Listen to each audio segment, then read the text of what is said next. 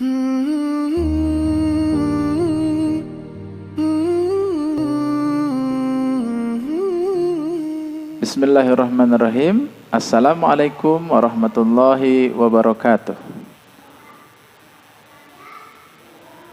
Baik, adik-adik mahasiswa dan mahasiswi yang saya banggakan, kita bertemu lagi di video kali ini yang merupakan video kelanjutan dari video sebelumnya yang membahas tentang tanda-tanda isim.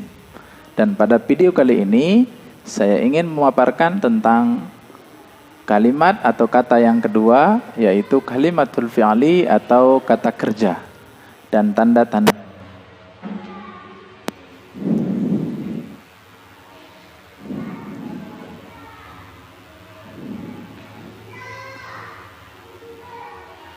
Jadi kata kerja dalam bahasa Arab disebut al-fi'lu atau kalimatul fi'li. Kalimatul fi'li sebagaimana dalam bahasa Indonesia kata kerja itu berhubungan dengan waktu,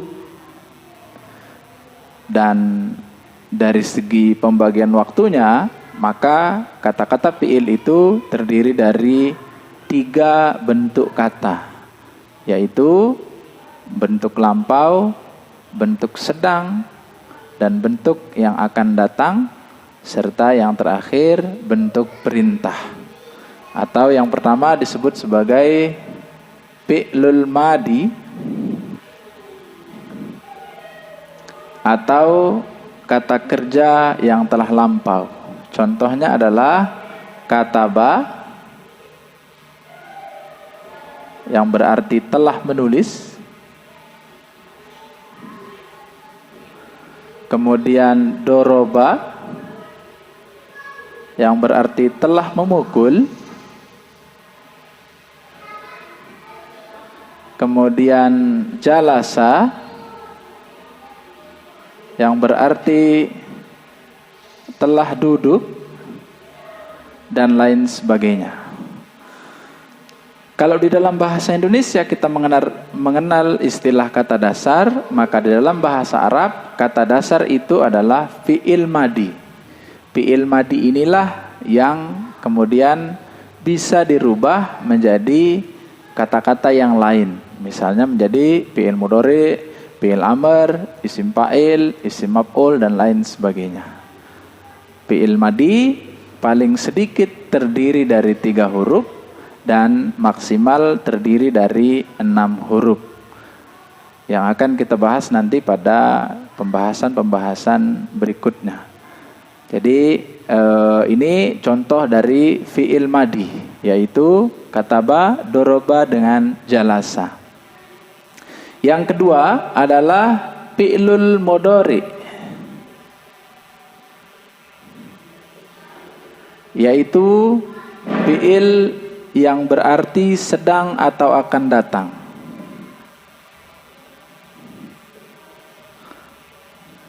Kalau di sini tadi berarti telah, sedangkan fi'il mudhari itu berarti sedang atau akan.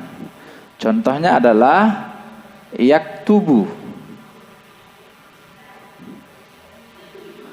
berarti sedang atau akan menulis.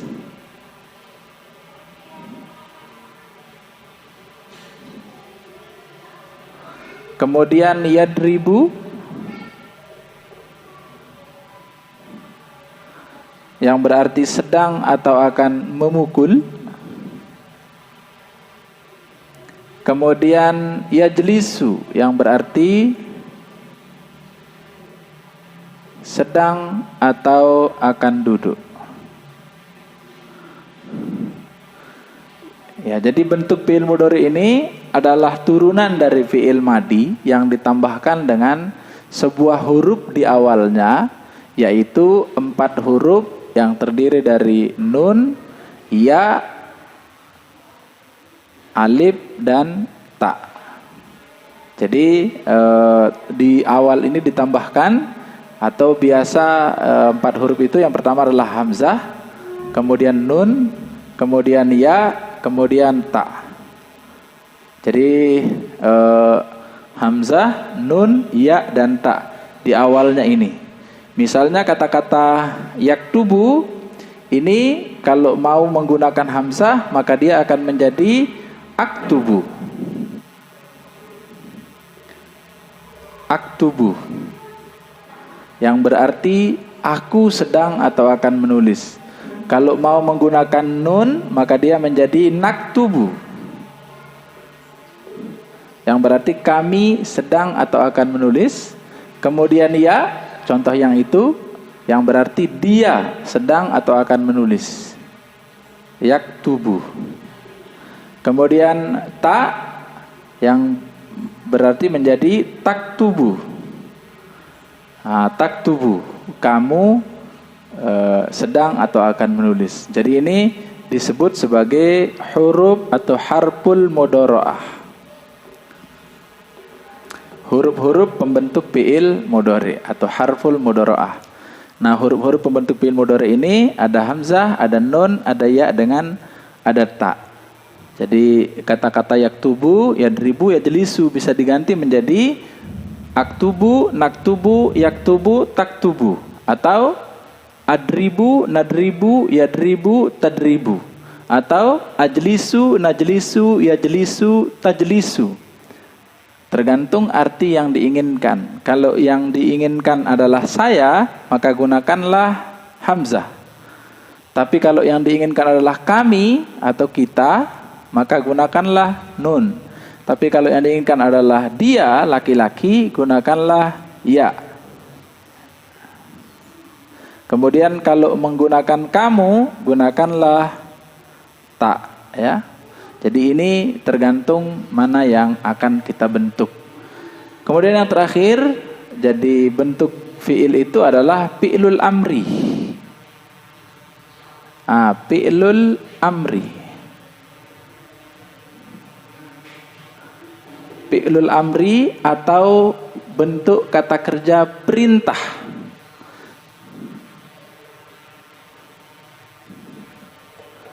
Ya, karena ini adalah perintah dan perintah itu biasanya sebelum terjadi disuruh, maka ya makna yang dikandungnya adalah akan, ya. Jadi akan, tetapi tidak biasa ditampakkan. Misalnya kita mengatakan uktub.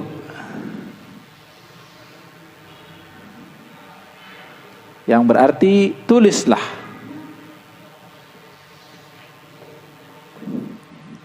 Kemudian idrib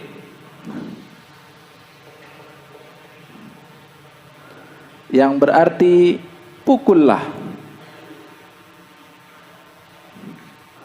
Atau ijlis yang berarti duduklah. Nah, ini beberapa contoh dari 3 macam kalimatul fi'li, yaitu fi'lul madi, fi'lul mudhari, dan fi'lul amri.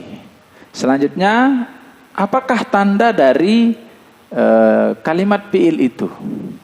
Jadi tandanya atau ciri-ciri dari kalimat fi'il itu adalah yang pertama, dia bisa dimasuki oleh kata-kata qad yang berarti sungguh-sungguh kalau masuk pada fi'il madi.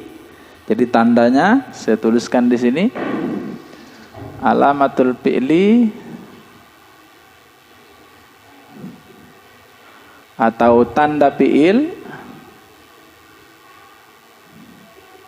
Yang pertama adalah qad. Jadi kata-kata qad bisa masuk kata-kata qad di depannya.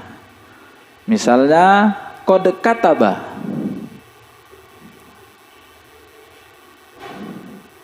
Yang berarti sungguh-sungguh dia telah menulis. Jadi sungguh-sungguh dia telah menulis. Atau masuk dia pada fi'il mudhari menjadi qad yaktubu.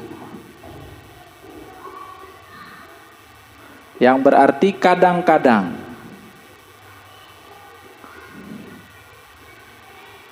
Kalau di sini sungguh-sungguh.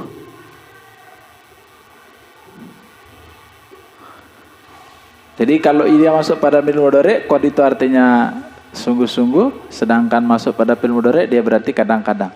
Kadang-kadang dia sedang atau akan menulis kalau masuk pada fi'il mudhari. Tanda yang biasa kita dengar pada kata-kata qad qamatis shalat. Kata-kata qad qamatis shalat. Nah, qamatis sholatu di sana itu, qomat itu adalah fi'il karena terdapat tandanya yaitu qad ya. Nah, bagaimana dengan yang tidak ada tanda seperti ini? Kan tidak ada. Tadi saya jelaskan di video sebelumnya bahwa tanda itu tidak mesti harus ditampakkan. Tapi tanda itu bisa juga bitakwiyah dengan perkiraan bisa masuk atau tidak. Nah, itu tanda dari fi'il. Kemudian yang kedua adalah sin. Yaitu bisa masuk sin padanya. Ini khusus masuk pada fi'il mudhari. Misalnya saya'lamun. Saya'lamun. Kata-kata ya'lamun ini adalah fi'il mudhari, masuk padanya sin yang berarti akan ya. Yang pasti berarti akan. Karena fi'il mudhari itu bisa sedang dan bisa pula akan, tapi manakala ada sin maka dia di sana pasti diartikan sebagai akan terjadi. Kalla saya'lamun. Jangan begitu, saya'lamun. Pasti nanti kalian akan mengetahui. Nah, itu tanda yang kedua. Dan tanda yang ketiga adalah saupa, yang berarti nanti juga, tapi yang lebih jauh, sehingga lebih tepat diartikan kelak ya, atau nanti gitu, kelak ya. Misalnya dalam Al-Quran, saupa ta'lamun, nanti kalian akan mengetahui dia itu di akhirat. Kelak kalian mesti mengetahui di akhirat ya. Nah, itu qad, sin dan saupa. Dan yang terakhir tandanya adalah, tanda fi'il itu adalah masuknya padanya atau bisanya masuk padanya tak ta'nis. Tak ta'nis untuk menunjukkan arti yang melakukannya adalah perempuan. Contohnya, dan ini masuk pada fi'il madi saja. Contohnya adalah kataba, ini menjadi katabat. Katabat. Atau dia perempuan telah menulis. Nah, jadi katabat. Nah, semua fi'il madi bisa dimasuki oleh tak ta'nis itu untuk menunjukkan bahwa yang melakukannya adalah perempuan. Misalnya di sini ini kataba kalau dimasuki oleh tak ta'nis menjadi katabat, kemudian doroba dimasuki tak ta'nis menjadi dorobat, jalasa dimasuki tak ta'nis menjadi jalasat, dan seterusnya. Itu untuk menunjukkan bahwa yang melakukannya adalah seorang perempuan. Baik, itu penjelasan tentang tanda-tanda fi'il dan mudah-mudahan ini juga cukup jelas. Dan yang terakhir, sebagai penghujung dari video ini, saya ingin jelaskan sedikit tentang tanda huruf. Jadi tanda huruf di dalam bahasa Arab itu tidak semua huruf ya. Alamatul harfi atau huruf itu ada dua macam. Ada yang disebut sebagai huruf mabani dan ada yang disebut sebagai huruf ma'ani. Nah, ada yang disebut sebagai huruf mabani dan ada yang disebut sebagai huruf ma'ani. Apa itu huruf mabani? Ini huruf mabani ini adalah huruf hijaiyah.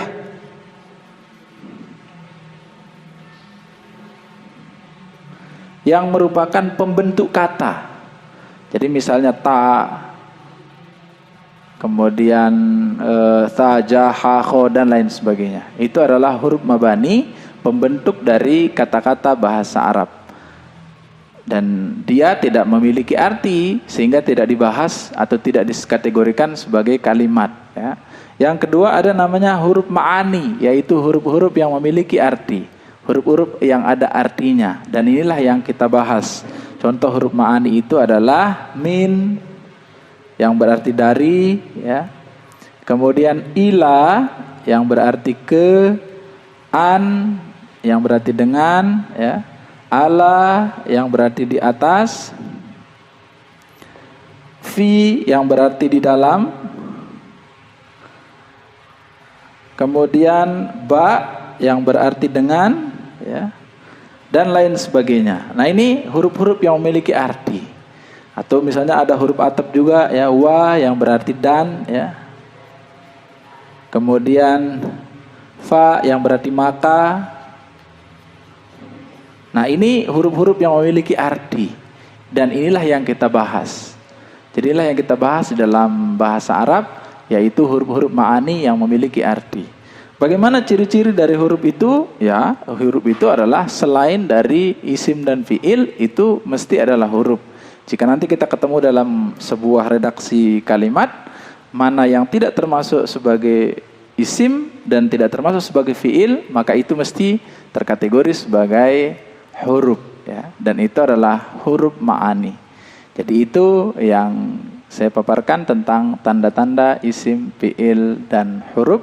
Mudah-mudahan bisa difahami dengan cukup jelas.